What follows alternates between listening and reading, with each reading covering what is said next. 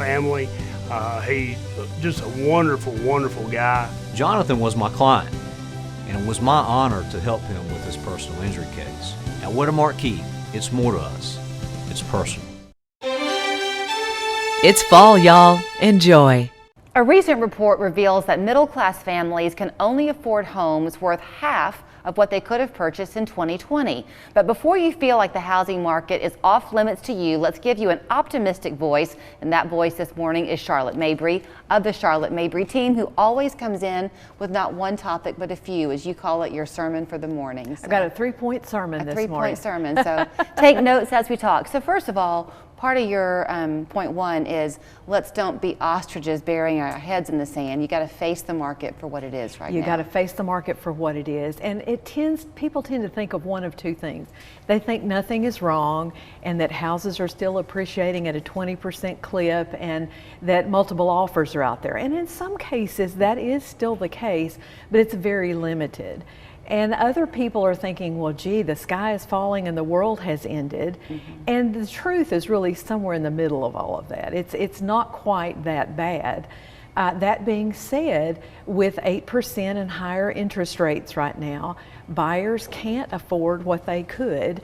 I was reading a report yesterday that with 8% interest rates and with home prices like they are, the average person needs to make about $120,000 a year, their family does, to be able to afford the average house right now. Which now is how much, the average house? Yeah, going up, pushing much closer to $500,000 nationwide. Wow. Our median price here is more in that $300,000 to $350,000 range. So I think it's kind of worth pausing for just a second, because I heard last night too about the interest rates being 8% and higher.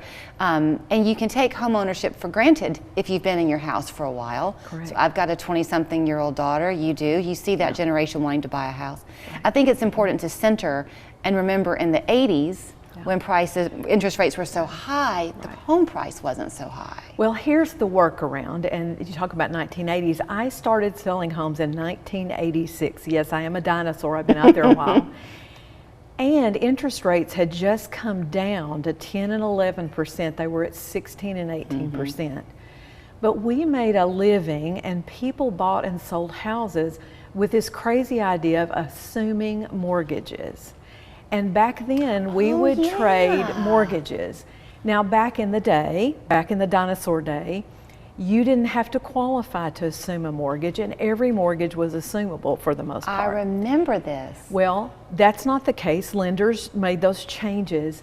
But if you think back to 2019, 2020, there are 2 and 3% mortgages out there that are assumable. FHA, VA mortgages, many of them are assumable. Now you do have to qualify to assume that. But let's say that you are thinking of selling today. You need to transfer and you need to sell. And you have a home that has a 2 or 3% mortgage on it, and your mortgage is a government loan that is assumable. Think what the value of your home might be because you're offering that. So even though home prices may have gone backwards or slowed down, and I do think in the next 90 days we're actually going to see some negative appreciation. That's coming. But it won't matter for you because you will have something that is assumable. Now, that does not mean that if you have a mortgage currently and it's government backed, if you will, that is necessarily assumable. You have to see if yours is. I would double check that, but most all FHA and VA loans are assumable if the person that's assuming it can qualify. Okay. So there's some ifs there. So I know that you kind of tongue-in-cheek said, I'm a dinosaur, and I know that.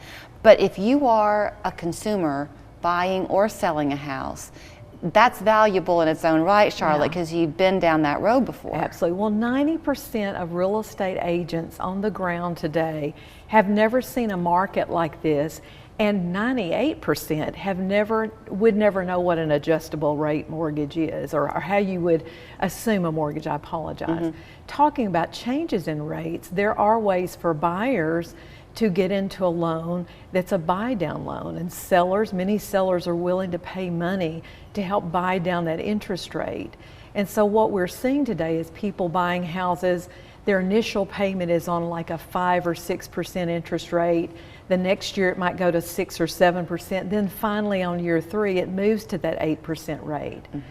And the lenders are offering one free refinance where you don't pay cost. Okay. So if you get into that loan as a buyer, at least your payments are a little lower to start with, and then perhaps they'll come down and you'll have a chance to refinance before they go up higher. Okay, you also mentioned that some people are in denial, thinking that that 20% jump in value is going to continue. Across the board, that's a good thing that it's not. That is a good thing. It's not sustainable. That's why we are where we are right now, and why it's taking $120,000 family income to afford a house right now. Now, interestingly enough, in years past, nationwide, we've sold about 6 million properties a year. At the end of this year, they're projecting we'll be at 4 million properties. That's a 2 million down. That's a 30% decrease in available properties, and they think next year will be even less. So when you talk about supply and demand, it's a strange market. Normally you would think when interest rates get really high and people don't buy properties that prices would come down. But because we do still have a huge hole in the number of houses available for sale, those prices, while they may drop a little bit, I don't think it'll be substantial. Okay, I only have a minute left. If you're a consumer and you're going to go talk to an agent in this crazy market, any advice to offer and what they should be discussing? I would be asking, have you done this before? Because most people haven't. And for the agents that are out there that have not done this before, we're going to be offering some classes on this, some teaching of this. So if you're listening today and you're an agent, just stay tuned, that's coming.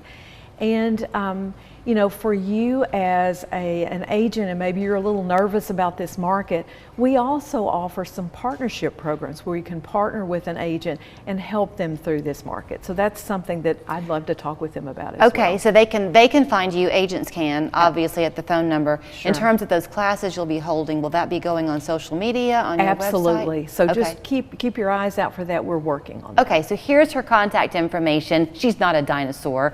593-5588 is the phone number. Obviously online, it's simply her name, CharlotteMabryTeam.com, and she's your optimistic voice. Thanks. Thank you. Amen.